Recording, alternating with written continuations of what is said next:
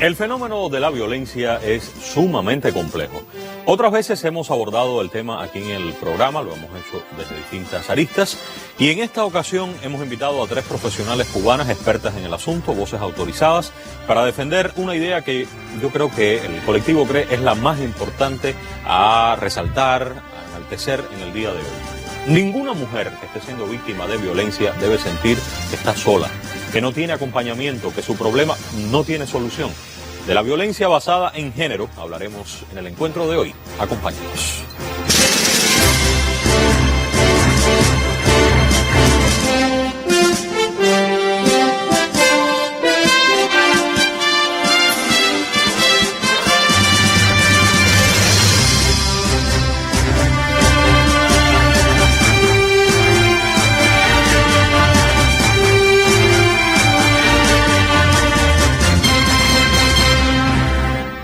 Nuestras invitadas de hoy, la fiscal jefa de Información y Análisis de la Fiscalía General de la República, Ana Hernández Mur. Un gusto que nos acompañe, fiscal. Igualmente, muchísimas gracias por la invitación. ¿Es su primera vez aquí en el programa?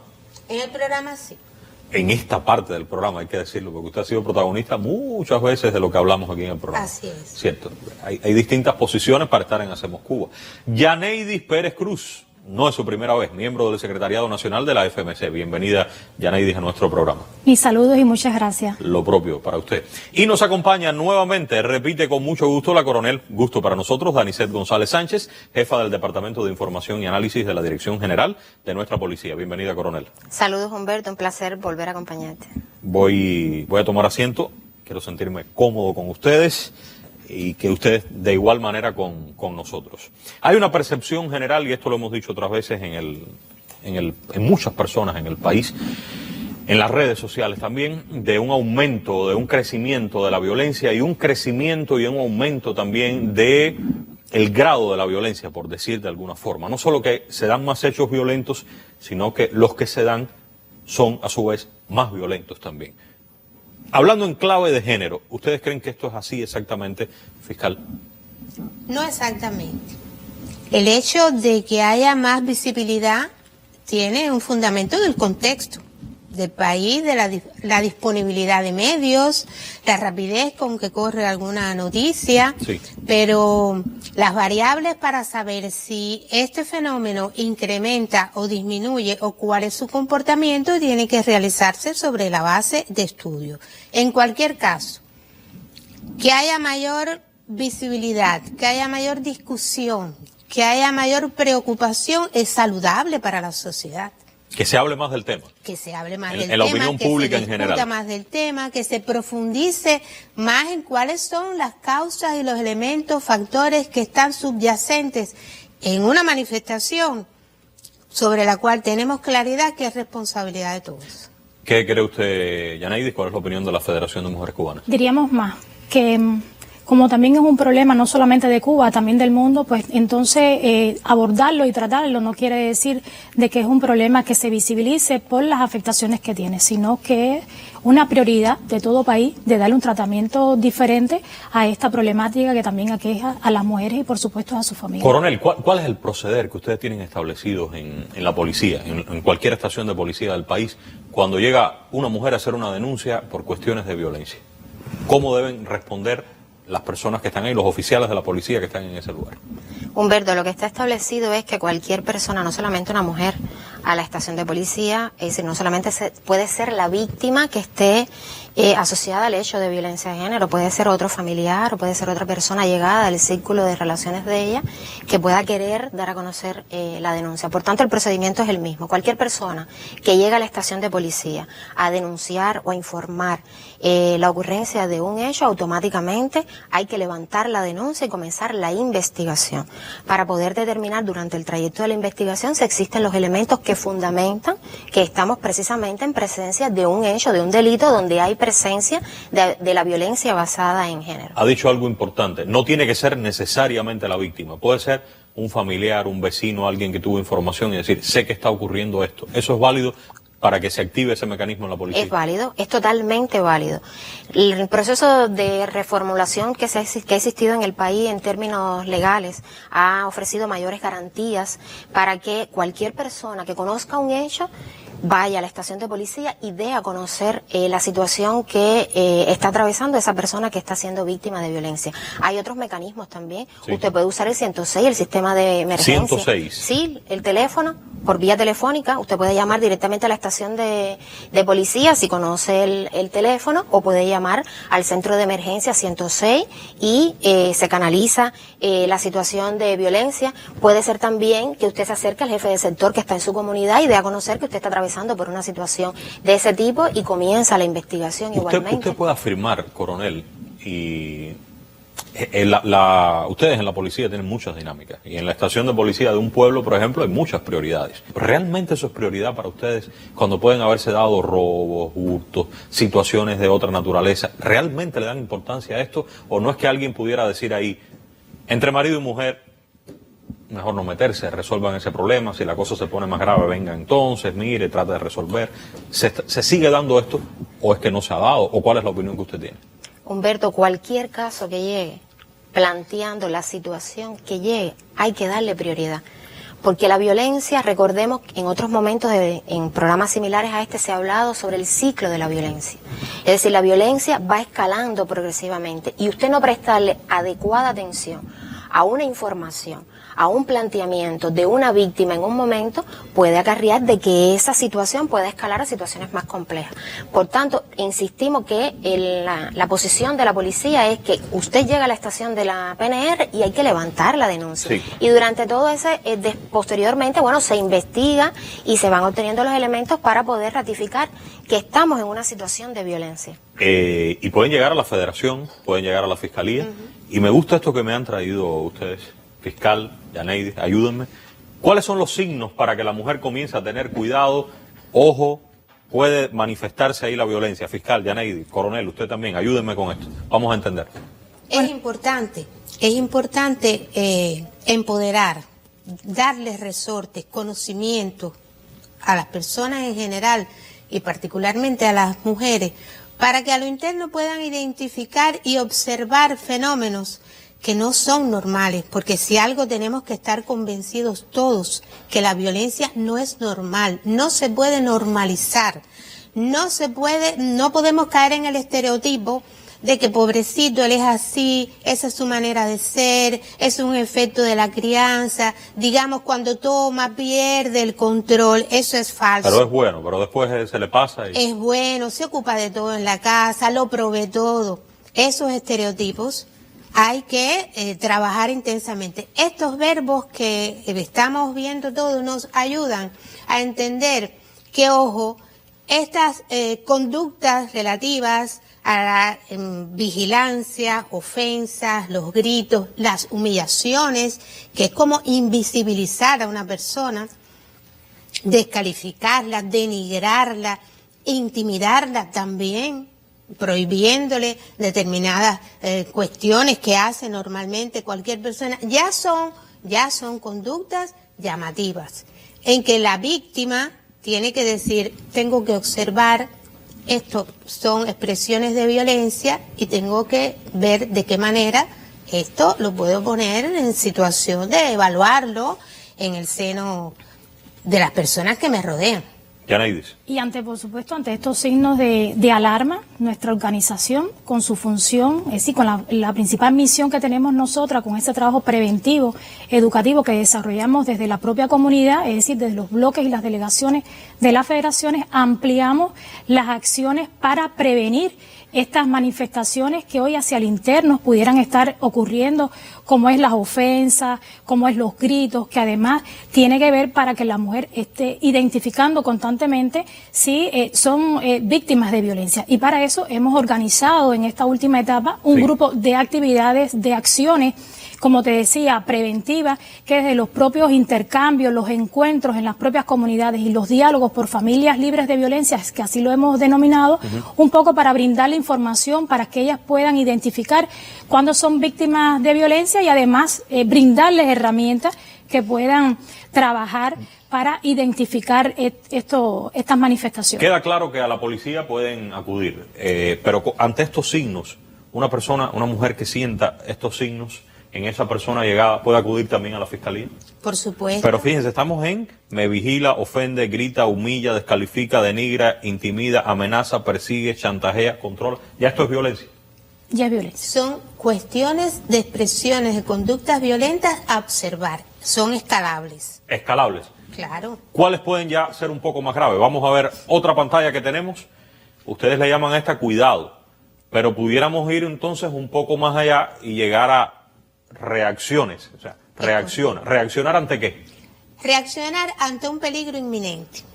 ¿Qué ocurre ya? Porque ¿Cuándo ya se puede el identificar que hay tránsito, peligro? El tránsito de estereotipos, de conductas violentas, escala. Eso está probado. Es conocimiento a partir de los casos y de los estudios que se han realizado. La violencia es escalable. Por tanto, usted tiene que atender desde el primer momento.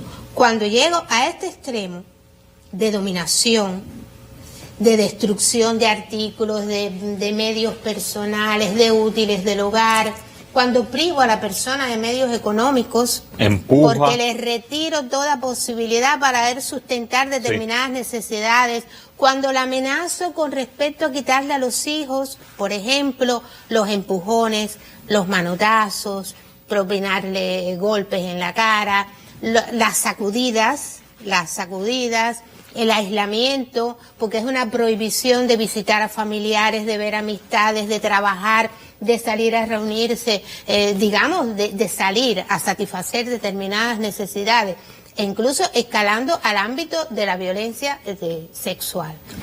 En esos casos hay que pedir, ya debía haber pedido ayuda, pero en estos casos tengo que sentir que no me puedo quedar tranquila. Ahora, si la persona llega a la fiscalía, quiero que me responda en breve, pero si llega a la policía, coronel, con esta información, ya esto puede ser motivo de que se active ese mecanismo que usted dijo. Perfectamente, incluso con la pancarta anterior. ¿Con la anterior también? Claro. Vamos a la anterior de nuevo. Fíjense, aquí estamos: dominar, prohibir, destruir, privar, amenazar, pero esta pareciera menos importante: vigilar, ofender, gritar, humillar, descalificar, denigrar. ¿Se activa la policía ante Claro. Ahí dentro de lo que estás mencionando está la amenaza, está el perseguir. Es decir, yo estoy ejerciendo de alguna manera, estoy intentando ejercer alguna acción de control sobre tus derechos. Estoy tratando de privarte de la libertad que tú tienes para poder ejercer la actividad, porque fíjate, hay algo típico que no hemos hablado: la violencia tiene expresión en cualquier ámbito, en el ámbito familiar, en el ámbito social, en el ámbito laboral, y muchas veces estas expresiones que estás mostrando acá, precisamente lo que privan a la mujer es de que pueda desarrollarse en el ámbito social o en el ámbito laboral. Es decir, estoy tratando de cohibir de que tú puedas ejercer determinada profesión o que puedas cumplir determinadas metas, porque a mí me parece que eso no es correcto. Claro. Ahora, veíamos esta pantalla con cuidado, reacciona, y ustedes traen una tercera, porque esto puede irse agravando mucho más. En el caso de Yaneidi, estás en peligro. ¿Estás en peligro ante qué acciones ustedes consideran que ya el peligro es muy fuerte? Bueno, nosotros consideramos que en todo momento el peligro siempre va a ser fuerte, porque lo que inicia desde lo simple a lo más profundo que pudiéramos estar diciendo que ya son los golpes o las amenazas a muerte, pues para nosotros consideramos que en todo momento ya son síntomas que tienen que ver con la violencia y por lo tanto la mujer tiene que acudir a buscar ayuda. Y en este caso, la federación, una vez que las mujeres acuden a buscar ayuda, pues tenemos tenemos un protocolo de actuación para brindar los primeros servicios psicológicos a las mujeres en las propias casas de orientación a la mujer y la familia. Pero además contamos con una consejería de prevención y atención a la violencia que tiene profesionales conocedores del tema y además con un amplio sentido de la responsabilidad y del cuidado y la protección que se le brinda también a las mujeres víctimas, que además de poder asesorarla, de acompañarla, de poder tramitar los problemas que tienen las mujeres, pues en sí todo tiene que ver con esa necesidad de poder fortalecer lo que hacemos. Fiscal, ya aquí la situación se complicó. Fíjense. Extremadamente. Encerrar, obligar a consumir alcohol o drogas, obligar a tener relaciones sexuales, amenazar con armas, con objetos, amenaza de muerte, golpear, herir, desfigurar, inducir al suicidio. Exactamente. Aquí las respuestas de ustedes también, de las instituciones, tienen que ser más ágiles. Tiene que ser ágil, tiene que ser muy profesional y tiene que ir desde el primer momento orientada a la constatación de todos esos elementos. Una de las cuestiones importantes es la credibilidad de las víctimas. La credibilidad De las víctimas. Hay que escuchar a las víctimas, escucharlas con atención. ¿Y ustedes tienen en las 3 instituciones personas preparadas para eso, para escuchar realmente? Estamos trabajando intensamente porque cada vez tengan mayor preparación. Coronel. Igual, coincidimos. Esto es una preparación permanente, porque cada caso es diferente, Humberto. La violencia es escalable, pero también es cierto de que no siempre se manifiesta cumpliendo cada una de esas etapas o de Sí, todo cada esto una de esas... yo veo que esto se puede mezclar, ¿no? Todo eso se puede mezclar y por tanto cada caso te enseña cosas nuevas y tú tienes que prepararte en función de esos casos. Entonces la preparación es continua porque es importante. Nosotros hacemos referencia a los grupos que tenemos multidisciplinarios en las propias consejerías de prevención. Multidisciplinario porque tienen cuadros de la federación, Cuadros, médicos. tenemos médicos, tenemos otros profesionales de las diferentes instituciones, es decir, de los órganos que como la Fiscalía, el Tribunal, la PNR, también del Ministerio de Trabajo y Seguridad Social, por lo tanto, nos permite dar un tratamiento acertado, independientemente de que siempre sería constantemente esa preparación para poder acercar bien el servicio que ofrece la Federación en este sentido. Yo recuerdo que en programas anteriores, aquí estuvo la vicefiscal general Alina, hablaba del ciclo de la violencia, y aquí hay otra imagen que puede ayudar un poco. Vamos a entender qué cosa es el ciclo de la violencia. Entre las 3 quisiera que me explicaran un poco eso. A ver, ¿cómo comienza? El ciclo de la violencia está estudiado y aunque podamos creer que no, se cumple en la vida. Este ciclo pasa por ya vimos un grupo de conductas a partir de esos verbos. Ese ciclo va pasando por los incrementos de las tensiones que puedan tener detonadores múltiples. Y va enrareciéndose la hostilidad, va incrementándose ese clima desfavorable alrededor de las personas, que Humberto tenemos que tener claro que estamos hablando de las personas que están en el círculo estrecho en que se desenvuelve la mujer. Toda esta violencia de la que estamos hablando generalmente son entre personas que son muy cercanas. Sus familiares más queridos, porque ahí está la pareja, que es el padre de sus hijos, o es con la que convive hace muchísimo tiempo, aunque no tengan hijos. Ahí pueden estar sus hermanos, sus padres, otros familiares. ¿De padres a hijos también se dan? También, sí. También.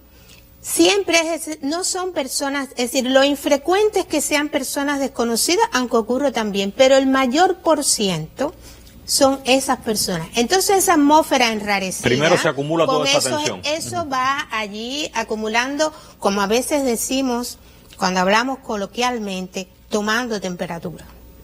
Y si las partes no toman conciencia del diálogo, de la importancia de evaluar qué está pasando y qué podemos hacer, entonces obviamente las personas que están dentro de esa situación no lo perciben, no lo ven. Coronel, ¿qué pudiera seguir después?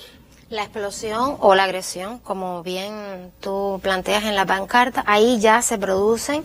Pudiéramos relacionar esta pancarta con las anteriores, ya ahí hay escala la temperatura, ya hay otro tipo de agresión física, pasamos quizás en la primera parte de la acumulación de tensiones, pasamos de la violencia psicológica o económica, emocional, pasamos ya a la física. Ya aquí, como decía la fiscal anteriormente, aquí estamos hablando de te estremezco, te puedo alar el pelo, te puedo amenazar de que voy a ejecutar otra acción. Aquí ya hay un proceso más de materialización de la violencia como tal. ¿Y qué sigue después entonces, Yaneidi?